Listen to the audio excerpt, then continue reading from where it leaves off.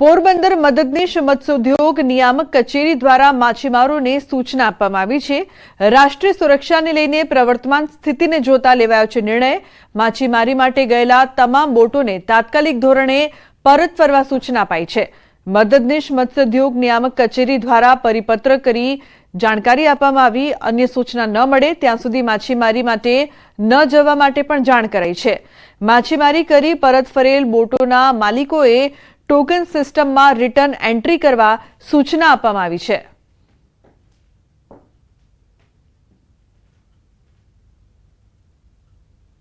बात करीशुं राजकोट में आरोपीओ सामेनी कार्यवाहीनी।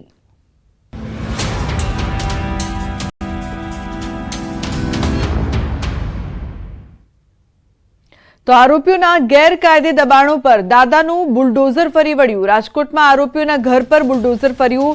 38 आरोपीओना घर पर डिमोलिशन शुरू करवामां आव्युं छे।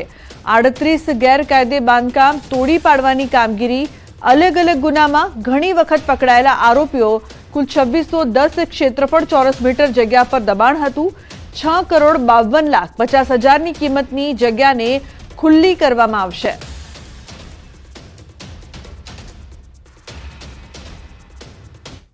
अड़तीस जेवा असामाजिक तत्वों गैरकायदेसर बांधकाम दूर करने की कार्रवाई चालू है। आज आरोपीओ है एमना 55 करता वधारे गैरकायदेसर बांधकाम जे छे सरकारी जग्या पर करेला है, एमने आज दूर करवामां आवी रह्या छे। आ आरोपीओ विरुद्ध हत्या, हत्यानो प्रयास, लूट, धाड़, मारामारी और प्रोहिबिशनना मल्टिपल ऑफेन्सीज रजिस्टर्ड है। अमुक अमुक आरोपीओ विरुद्ध 10 करता वधारे गुना पण दाखल थयेला छे और पासानी कार्रवाई पण एमना विरुद्ध थयेली छे। भविष्यमां पण जे वारंवार गुना करवानी टेववाळा आरोपीओ छे जेमना विरुद्ध मल्टिपल ऑफेन्सीज रजिस्टर थशे, एमना विरुद्ध पण आ ज रीते कार्रवाई करवामां आवशे।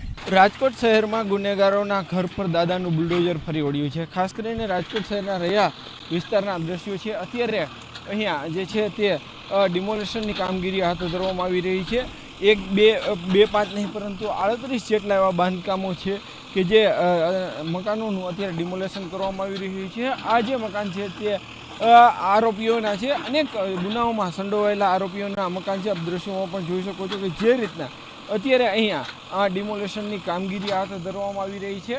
आ जे छे तमाम बांधकामों गैरकायदेसर छे एटલું જ નહીં, સૌથી મહત્વની બાબત એ છે કે આ જે મકાનો છે તે આરોપીઓના છે। જે આરોપીઓના છે તે એક બે નહીં પરંતુ અનેક ગુનાઓમાં સંડોવાયેલા છે। આવા હિસ્ટ્રી સીટરોના ઘર ઉપર અત્યારે બુલડોઝર ફરી વળી રહ્યું છે। આપ સીધા દ્રશ્યો જોઈ શકો છો કે જે રીતના રૈયા વિસ્તારમાં જે છે આજે વહેલી સવારથી જ ડિમોલિશનની કામગીરી હાથ ધરવામાં આવી રહી છે। રાજકોટ શહેરના અલગ અલગ વિસ્તારોમાં છે તે આ ડિમોલિશન કરવામાં આવશે। અત્યારે જે રીતના વાત કરવામાં આવે તો રાજકોટ શહેરમાં અનેક આવા શખ્સો છે કે જે અલગ અલગ ગુનાઓને અંજામ આપતા હોય છે। આવા ગુનેગારોને જે છે એ સબક શીખવાડવા ખાસ કરીને રાજકોટ મહાનગરપાલિકાના સંયુક્ત ઉપક્રમે પોલીસ દ્વારા છે જે છે એ મહાનગરપાલિકાની ટીમને સાથે રાખી અને અત્યારે જે છે ડિમોલિશનની કામગીરી હાથ ધરવામાં આવી રહી છે। ખાસ કરીને જે રાજકોટ શહેરનો આ રૈયા વિસ્તાર છે કે જ્યાં આ મકાનો આવેલા છે, આ તમામ જે આરોપીઓના જે ગેરકાયદેસર મકાનો છે તેને અત્યારે ડિમોલિશન કરવાની કામગીરી હાથ ધરવામાં આવી છે। હાર્દિક જોશી, ન્યૂઝ 18 ગુજરાતી, રાજકોટ। तो राजकोट में आरोपीओना गैरकायदे दबाणों पर डिमोलिशन पर बोल्या गृह राज्यमंत्री हर्ष संघवी। राज्यना सामान्य नागरिकोना हित में सुरक्षित रखायेली जग्याओं पर कब्जो करे अने ए कब्जाओं पर कोई के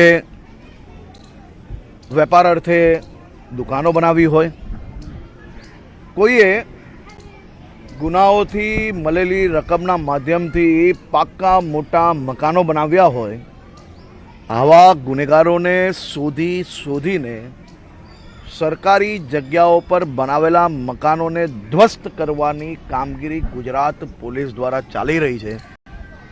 अने आप सौ जानो छो कि क्यारेय गुनेगारों पर आटला कड़क पगला भराया होय अने ए राज्यનું नाम अगर कोई चर्चा में आवे तो ये गुजरात राज्य है।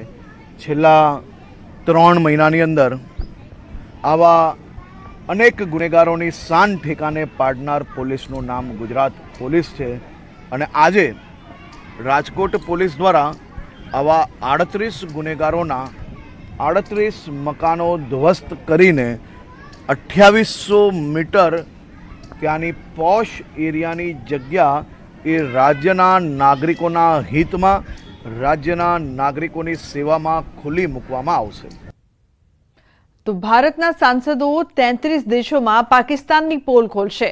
કેન્દ્ર સરકારે 59 સભ્યોના ડેલિગેશનની જાહેરાત કરી છે, જેમાં ગુજરાતમાંથી એકમાત્ર વડોદરાના સાંસદ ડોક્ટર હેમાંગ જોશીનો પણ સમાવેશ કરાયો છે. સાંસદ હેમાંગ જોશીએ વિડીયો સંદેશ મારફતે આ જાણકારી આપી હતી અને આ મામલે ખુશી વ્યક્ત કરી હતી. હેમાંગ જોશી જેડીયુ સાંસદ સંજય કુમાર ઝાની અધ્યક્ષતામાં બનેલા ગ્રુપના ડેલિગેશનમાં સામેલ છે. આ group Indonesia, Malaysia, Japan, Singapore અને કોરિયા સહિતના દેશોમાં જશે અને ઓપરેશન સિંદૂર તેમજ પાકિસ્તાન પ્રાયોજિત આતંકવાદ પર ભારતનું વલણ રજૂ કરશે.